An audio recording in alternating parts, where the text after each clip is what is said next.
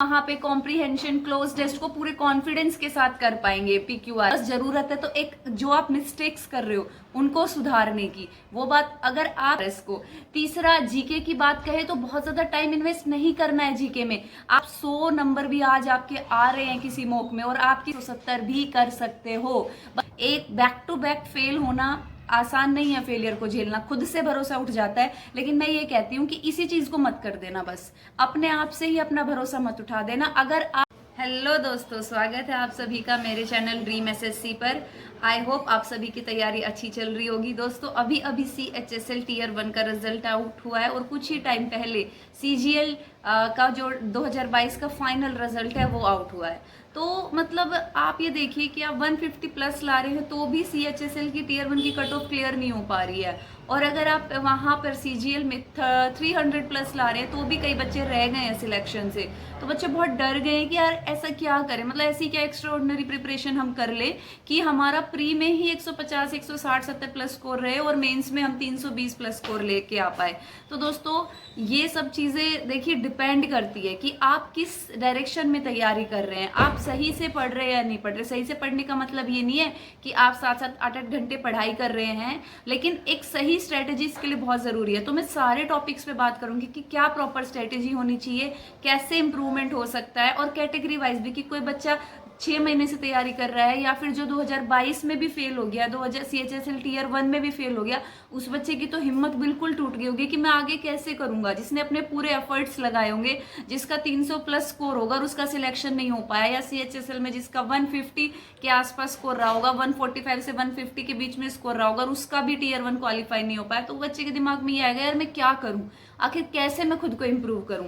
दोस्तों इससे पहले मैं आप लोगों को एक इन्फॉर्मेशन दे देती हूँ। ऑलिव बोर्ड ऐप पर हर सैटरडे संडे लाइव मॉक्स आपको अवेलेबल रहते हैं जो कि बिल्कुल फ्री ऑफ कॉस्ट है और बहुत ही रेलिवेंट मॉक्स है। वो 10 लाख से भी ज्यादा बच्चे अपीयर होते हैं। ऑल इंडिया आपको आपकी रैंक पता चल जाएगी, जिससे आपको ये भी पता चलेगा कि आप कहाँ लाई करते हैं कंपटीशन में। सॉल्यूशन भी उसके काफी अच्छे हैं और जिससे कि आप एग्जाम के लिए आपको एक अच्छा बूस्ट मिलेगा।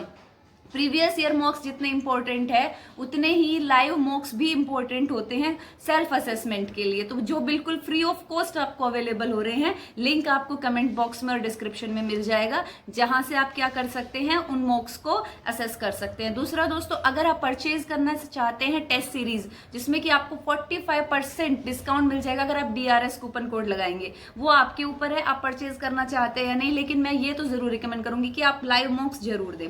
चलो दोस्तों आगे बात करते हैं। तो हम ये बात कर रहे थे कि अगर कोई बच्चा अभी CHSL में फेल हुआ है या CGL में फेल हुआ है तो वो क्या करे। देखिए दोस्तों, इसका सीधा एंड सिंपल सॉल्यूशन ये है सेल्फ असेसमेंट।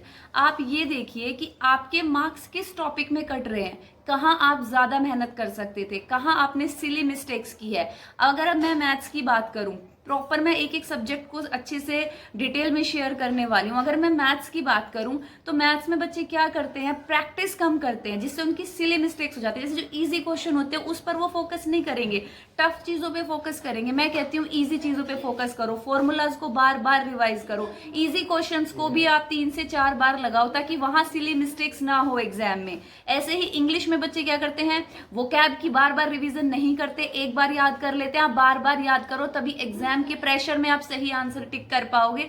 दूसरा, आपकी रीडिंग अच्छी होनी चाहिए। अगर आप रीडिंग अच्छी करेंगे तो ही आप वहां पे कॉम्प्रीहेंशन क्लोज टेस्ट को पूरे कॉन्फिडेंस के साथ कर पाएंगे, PQRS को।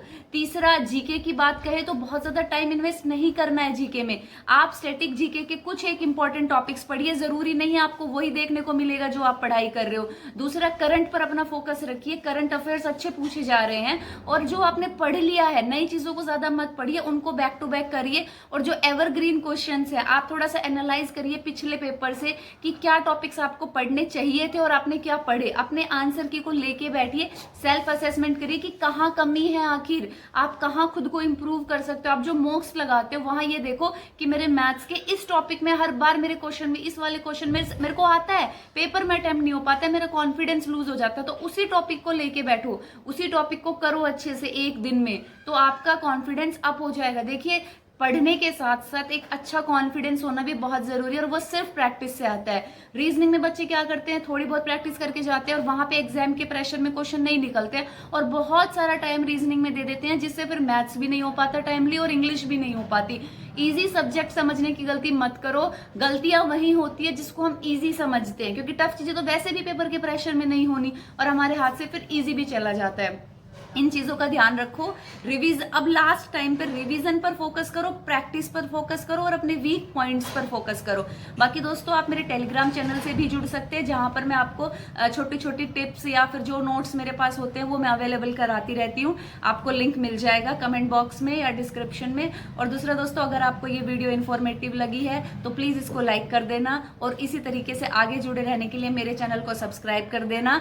मुझे भी दोस्तों आप लोगों के सपोर्ट की बहुत ज्यादा जरूरत है। देखिए, मैं मानती हूँ फेलियर हमें तोड़ देती है।